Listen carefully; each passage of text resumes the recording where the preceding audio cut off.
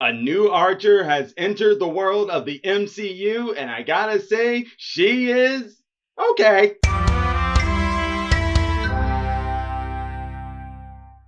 What's up, YouTubers of the world? MegaGeekMixer here to give you guys my review on the series premiere of Hawkeyes. But before we do that, I must first off say Happy Thanksgiving to all the YouTubers of the world out there. And I hope you're having a wonderful day as you celebrate this time to be together with your friends and your family and has all the good food you can eat. But now, having said all that, let's go ahead and get into the new series of Hawkeye.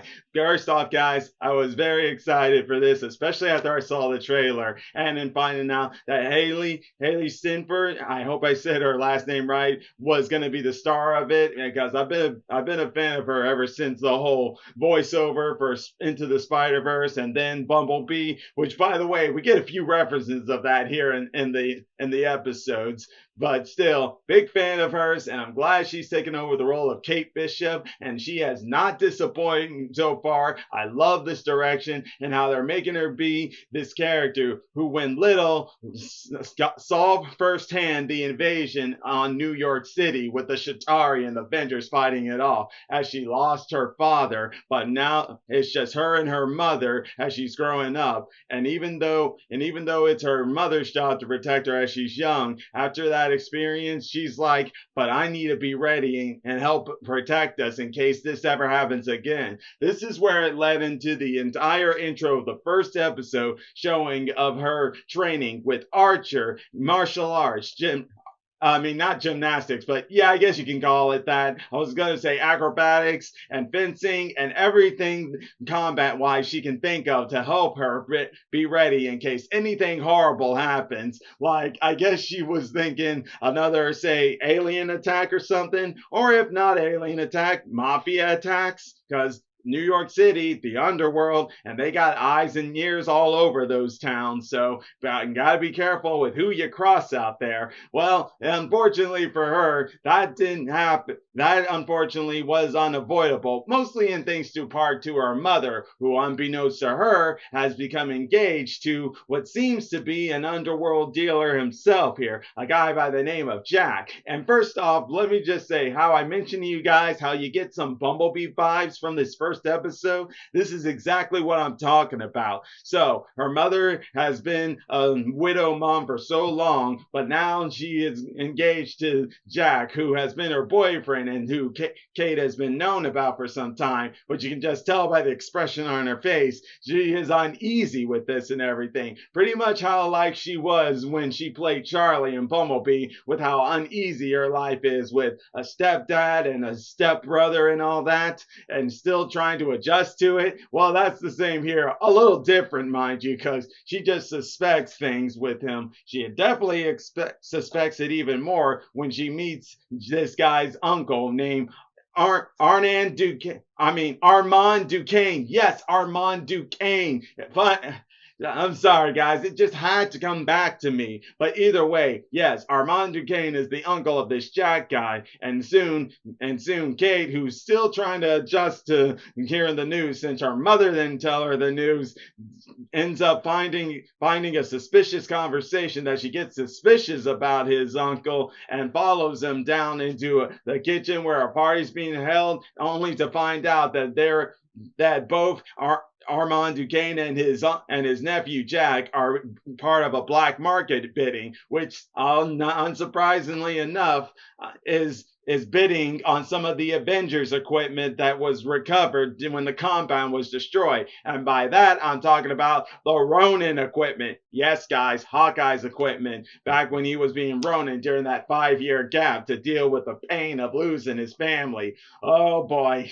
And only things got worse there as Kate decided if she's gonna try to escape and stuff, it's better to hide her face so she doesn't get caught. But the smart thing, and yeah, while it is smart to cover your face and stuff, the not smart thing to do was put on the Ronin armor. Mostly because, well, I'm sorry, girl, you do not know the history. Or maybe you do, but you were just in the moment. I don't know. All I just know is that was a bad move for you because you don't know the history with this Ronin guy. He made a lot of underworld mafia enemies. One in particular is called the tracksuit mafias, who end up ruining the black market usher in the middle of it. And eventually, when they see Ronin, they're like, here, there he is. Now it's time for some payback. Which, don't get me wrong, guys. Kate showed that she can handle herself. She can fight and stuff. But it is also shown she's not that skilled enough on Avenger level like Hawkeye is. Yes, in this first two episodes, the first episode, he's mostly hanging out with his kids to spend time with them to make up for lost time before they all head back out to see their mom and be together for Christmas. Unfortunately, plans change when Katie was dressed up as Ronin and she ends up on the press news that Hawkeye is just that Clint is just like, oh great, now I gotta fix all this mess that she brought up in here. In other words, his past comes back to haunt him, but only because of Kate messing with something she didn't fully understand here. But smart thing of him to do to get his kids on the plane and then hurry up and get this over with fast, because when he first meets Kate, saving her from the tracksuit mafia guys when they were about to really get her, since they thought that was the real Ronin, is that he's just pretty much at this point being like, I gotta hurry this up, get you saved, hide you, get you untangled in all this mess, and I'm gonna find these guys so I can finish this off real quick and then head on over to my family.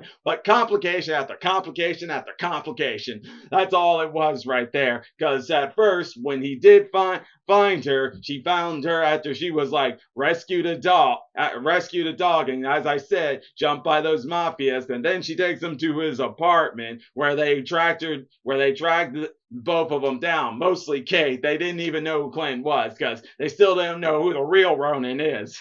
Either way, though, yeah, destroy her house, and then on the run for a bit, and then trying to get the suit because unfortunately they had to leave the suit behind when it got caught, when it was in the fire and stuff. And funny how when Clint went back to go get it, it wasn't there. Instead, no, a civilian found it, thought it was a badass suit, real badass Ronin suit, and he's like, I'm gonna wear this to this little event going on, like a Viking little campaign sort of deal where you're dressed up as people, foam swords, and you're playing action heroes, stuff like that. And let me just say, I found it funny how Clint, throughout this entire two episodes, shows that he's being very closed off with everything, from all the stuff with people and the Oprah doing Avenger gigs and all that, and everyone who recognizes him and are like, can I have your autograph? And he's just like, no, yeah, go, this.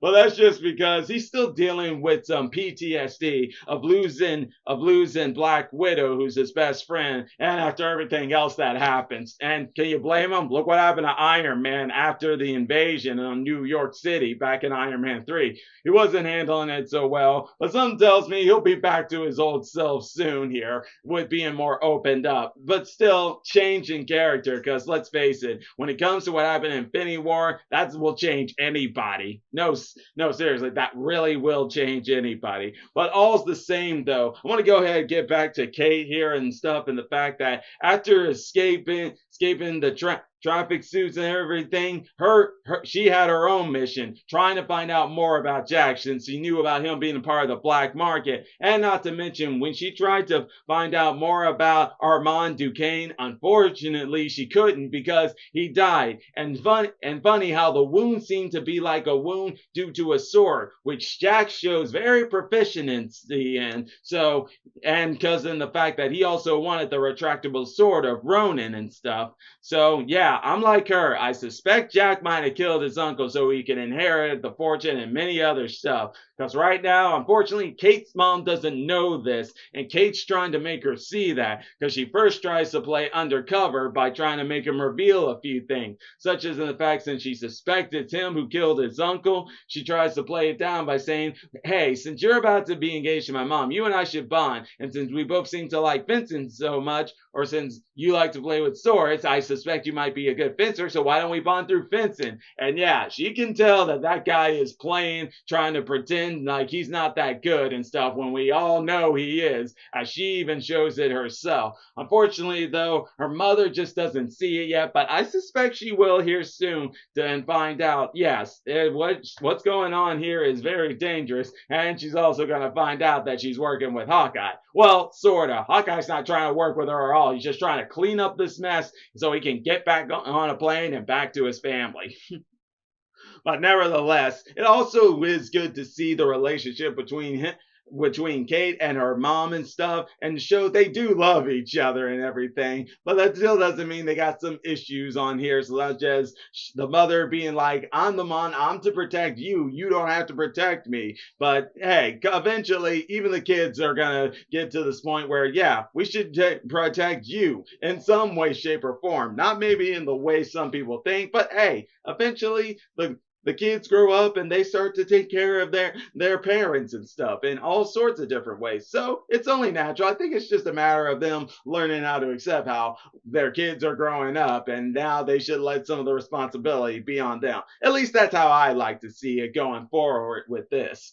At least, and I'm talking in the sense of where their characters are now with compared to what they're going to be into in these last 4 episodes. Because if I'm not mistaken, I heard this series has only, I think, 6 or 8 episodes. Either way, short series, just like WandaVision, and then you'll see them be coming back later. All's the same though. It was good. And then the final scene of them all was here.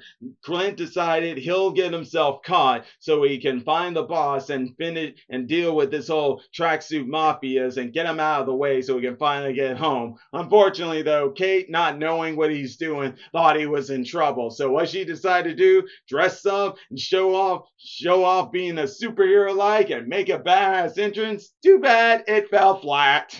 And she was caught and stuff. And now she and him are tied up and are waiting to be interrogated by the leader of these mafia guys. And that is that woman who was in the trailer. Forget her name, unfortunately. I'll need to relook at that. And that's how it all ends. And I gotta say, guys, love where we're starting off here. I'm glad they're slowly getting us into this, such as the fact that, yes, Kate has shown she's got some skills in her. And right now, Clint doesn't want to be doing all this superhero Hawkeye stuff. But at the same time, he can't ignore that some of the things he's done didn't get resolved. And if the best way to resolve them is by resolving them now so they don't come back to him later on and hurt his family and stuff. And yeah, right now he doesn't really acknowledge Kate, but it's pretty clear he will later, because it's eventually going to get to a point where he's like, she's made up her mind and stuff, and I'm just going to have to deal with it and work with her, and we're in this together. Because somehow this whole thing with the tracksuit mafias and Jack being the possible murderer of his uncle are going to be somehow connected. Like, not directly connected, but somehow eventually get connected to the point where it can't be ignored anymore. Either way, though, guys, loved where we got things started. Can't wait for next episode, and I just can't wait to see what other stuff's coming next. But until then, guys, I'm going to go ahead and leave it all like that. And hey, you enjoy my videos, all you got to do is click that like button, subscribe to the channel, hit the bell icon to be notified when I make more videos. And until then, MegaGeekMixer signing out. Bye!